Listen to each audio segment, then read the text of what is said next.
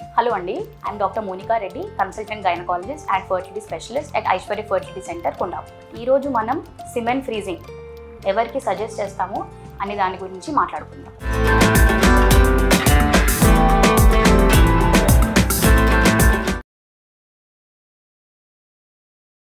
So నార్మల్గా IVF ట్రీట్మెంట్లో wife యొక్క ఎగ్స్ని కలెక్ట్ చేసుకున్న రోజు హస్బెండ్ని సిమెన్ శాంపుల్ ఇవ్వమని చెప్తామండి.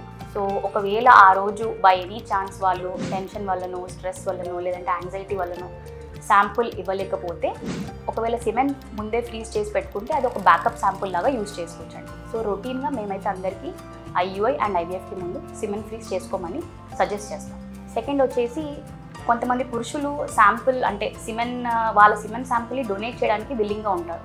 సో అలాంటి వాళ్ళకు కూడా మేము సిమెన్ ఫ్రీజ్ చేసుకోమని చెప్తాం.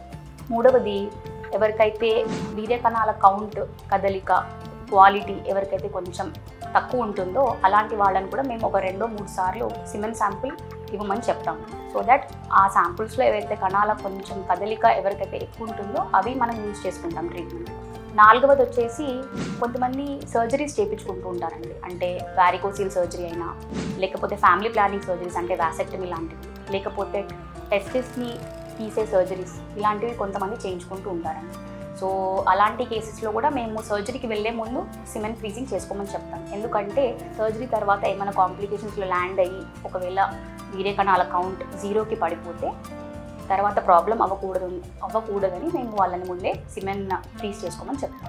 ఐదవది, కొంతమందికి క్యాన్సర్ ట్రీట్మెంట్స్కి వెళ్తూ ఉంటారు. ఎలాంటి క్యాన్సర్స్ అయినా జనరల్గా మనం రేడియేషన్ అండ్ కీమోథెరపీ లాంటి ట్రీట్మెంట్స్ని అడ్వైస్ చేస్తాం. ఆ ట్రీట్మెంట్స్లో ఏమవుతుందంటే వాటి ఎఫెక్ట్ డైరెక్ట్ స్పర్మ్ పైన పడుతుందండి. సో కౌంట్ 0 అయినా అయిపోతుంది, లేకపోతే ఒకవేళ స్పర్మ్స్ ఉన్నా కూడా వాటి క్వాలిటీ అనేది పడిపోతూ ఉంటుంది. అలాంటి వాళ్ళకు కూడా మనం ట్రీట్మెంట్స్కి వెళ్ళే ముందు సిమెన్ ఫ్రీజింగ్ చేసుకోమని చెప్తాం.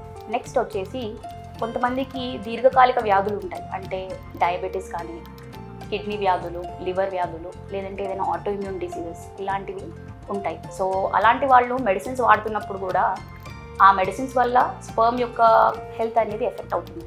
సో అలాంటి వాళ్ళకు కూడా మనం ట్రీట్మెంట్ తీసుకునే ముందే సిమెన్ ఫ్రీజింగ్ చేసుకోమని చెప్తాం. అండ్ కొంతమంది ప్రొఫెషనల్స్ ఉంటారు. అంటే మిలిటరీలో పనిచేసే వాళ్ళు, లేదంటే వెల్డింగ్ ఇండస్ట్రీస్లో, మెటల్ ఇండస్ట్రీస్లో, న్యూక్లియర్ రియాక్టర్స్ దగ్గర పనిచేసే వాళ్ళు, బాగా హాట్ ఎన్వైరన్మెంట్స్లో, వేడి ప్రదేశాల్లో పనిచేసే వాళ్ళు ఉంటారు. సో అలాంటి వేడి ప్రదేశాల్లో పనిచేసే వాళ్ళకు కూడా సిమెన్ క్వాలిటీ అనేది ఎఫెక్ట్ అవుతుంది. సో అలాంటి వాళ్ళకు కూడా మేము సిమెన్ ఫ్రీజింగ్ అడ్వైస్ చేస్తాం. ఈ టాపిక్ పైన ఇంకేమైనా డౌట్స్ వస్తే మమ్మల్ని సంప్రదించండి.